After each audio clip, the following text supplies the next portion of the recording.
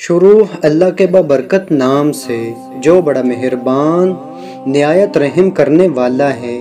یہ لوگ ہمارے محلے میں نئے نئے آئے تھے جن کے لڑکے تصوف سے میرے بھائی کی دوستی ہو گئی جو جلد داند کاٹی روٹی والی سنگت میں بدل گئی، لیکن ایک دن پھر دوستی دشمنی میں بدل گئی۔ اس دشمنی کا سبب کوئی نہ جان پایا مگر وکی بھائی نے تصوف سے قطع تعلق کر لیا۔ تصوف کے دل میں ایسی رنجش تھی کہ پرخاش نہ گئی۔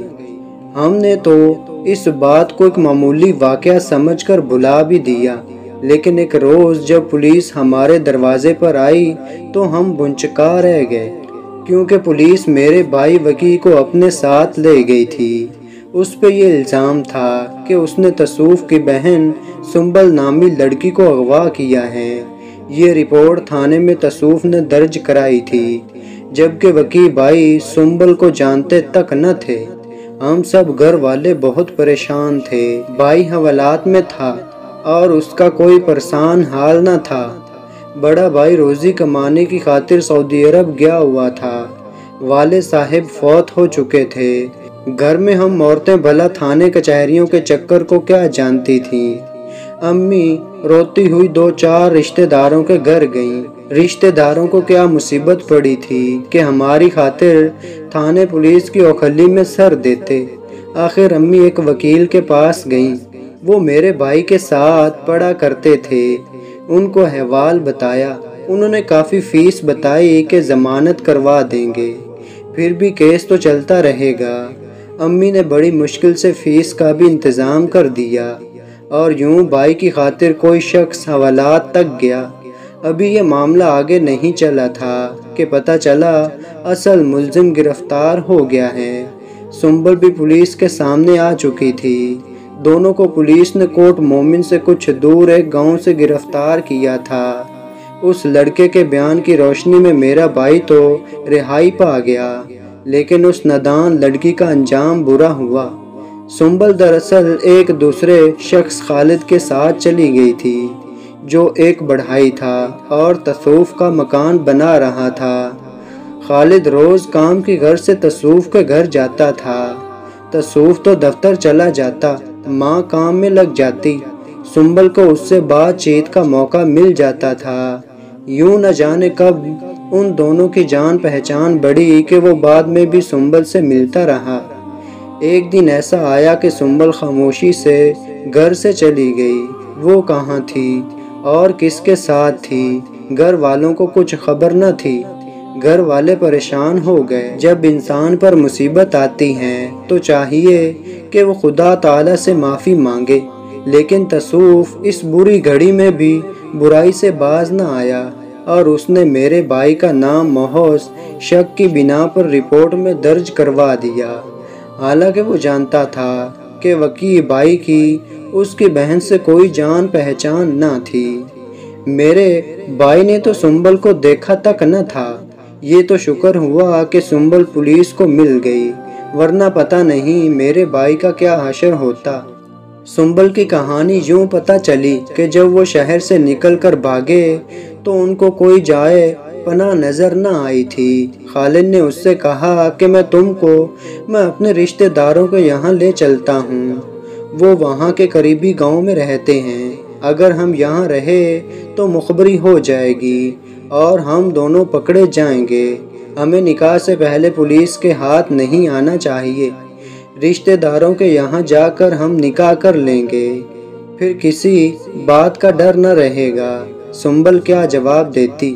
اس کی اپنی عقل تو اس وقت ماری جا چکی تھی۔ وہ کلی طور پر خالد کے رحم و کرم پر تھی۔ خالد اس کو اپنے رشتہ داروں کے گاؤں لے آیا۔ یہ گھر اس کے ماموں زاد بھائیوں کا تھا۔ جب اس نے ان کو ساری بات بتائی تو انہوں نے اسے تسلی دی، کہا کہ تم فکر نہ کرو اور بے خوف ہو کر رہو، ہم ابھی تمہارے نکاح کا بندوبست کرتے ہیں۔ خالد اور سنبل مطمئن ہو گئے کہ اب محفوظ جگہ پر پہنچ گئے ہیں اور کل تک وہ میاں بیوی کے رشتے میں بندھ جائیں گے، پھر ان کا کوئی کچھ نہ بگاڑ سکے گا۔ ادھر خالد کے ماموں زاد بھائی مولوی صاحب کو لانے کے بجائے سیدھا تھانے چلے گئے۔ اور تھانے دار کو بتایا کہ ان کا رشتہ دار کسی کی بہن بیٹی کو اغوا کر کے لے آیا ہے، فوراً ہمارے ساتھ چل کر ضروری کارروائی کیجیے تاکہ کل ہم پر کوئی الزام نہ آئے۔ ہم بے قصور ہیں اور اس کیس میں ملوث ہونا نہیں چاہتے۔ یہ لوگ اس قدر خوف زدہ تھے کہ تھانے دار کے بغیر گھر جانا ہی نہیں چاہتے تھے۔ مبادا ان کو بھی سنبل کے اغوا کے کیس میں ملوث جان کر گرفتار کر لیا جائے گا، کیونکہ وہ ان کے گھر میں بیٹھے ہوئے تھے۔ ادھر خالد اور سنبل بے خبر بیٹھے تھے۔ پولیس پہنچ گئی اور دونوں کو گرفتار کر کے تھانے لے آئی۔ اب سنبل زاروں قطار رو رہی تھی اور کہہ رہی تھی کہ وہ خالد کے ساتھ اپنی مرضی سے آئی ہیں، وہ اس کو زبردستی نہیں لایا، کیونکہ وہ دونوں شرعی طریقے سے نکاح کر کے ایک ہونا چاہتے ہیں۔ انہیں یقین تھا کہ گھر والے اس امر پر کسی صورت راضی نہ ہوں گے، اس لیے انہوں نے یہ قدم اٹھا لیا تھا۔ پولیس والوں نے سنبل کے بھائی تصوف کو بلوا لیا۔ اس کو دیکھ کر سنبل کی حالت غیر ہو گئی۔ وہ ہاتھ جوڑ کر تھانے دار سے بولی، تھانے دار صاحب، خدا کے لیے مجھے گولی مار دیجئے، لیکن اب گھر واپس نہ بھیجیے۔ میں اب گھر نہیں جاؤں گی، ورنہ گھر والے مجھ کو جان سے مار دیں گے۔ یہ مجھ پر گھر سے بھاگ جانے کے باعث قہر ڈھا دیں گے۔ مجھے ان کے حوالے نہ کرنا۔ اس نے تصوف کی طرف اشارہ کر کے کہا، جس کی غصے کے مارے بری حالت تھی کہ اس کی جوان بہن اس کی نظروں کے سامنے حوالات میں تھی۔ اس کا بس نہیں چلتا تھا کہ اسی لمحے بہن کا گلا گھونٹ دے یا خود زمین میں سما جائے۔ مقدمہ شروع ہوا۔ عدالت میں بھی لڑکی نے خالد کے حق میں بیان دیا، لیکن جب خالد کی باری آئی وہ اپنے بیان سے منحرف ہو گیا۔ اس نے سنبل کو پہچانے سے صاف انکار کر دیا۔ اب سنبل کی یہ حالت کہ جیتے جی مر گئی ہو، جس کی خاطر گھر، ماں باپ اور اپنا شہر چھوڑا، رسوائی مول لی، تھانے کچہری تک پہنچی، اس نے اپنانے سے انکار کر دیا۔ تاہم خالد تو سزا سے بچ گیا، لیکن سنبل کو عورت ہونے کی وجہ سے معاشرے سے سزا ملنا لازم تھا۔ اس پر چہار جانب سے پھٹکار اور نفرت پڑی۔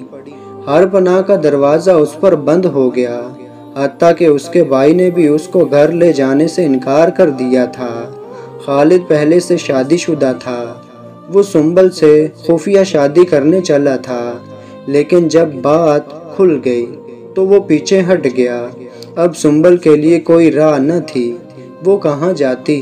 بالآخر اس کو دارالامان بھیج دیا گیا۔ وہ بہت دنوں دارالامان میں روتی رہی۔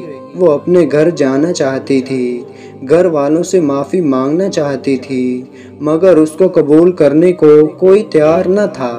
خالد تو اب بھی اچھی زندگی بسر کر رہا ہے، لیکن بد نصیب سنبل نہ جانے کس حال میں ہوگی۔ یہ کون جانے۔ خواتین کے حقوق جو دین و قانون میں مقرر ہیں، ان کا احترام لازم ہے، لیکن معاشرے کو بھی ایک بار کی غلطی کو معاف کر دینا چاہیے تاکہ برائی جہاں سے شروع ہو وہیں تھم جائے۔ بھول کو معاف کرنے میں ہی بہتری ہے، ورنہ برائی اور بڑھ جاتی ہے۔ صبح کا بھولا شام کو گھر آ جائے تو اسے بھولا نہیں کہتے۔ تو دوستو، اللہ تعالیٰ میری تمام بہنوں کی عزت اپنے حفظ و ایمان میں رکھے، آمین یا رب العالمین۔ تو دوستو، ایسی ہی شاندار ویڈیو دیکھنے کے لیے چینل کو سبسکرائب کریں۔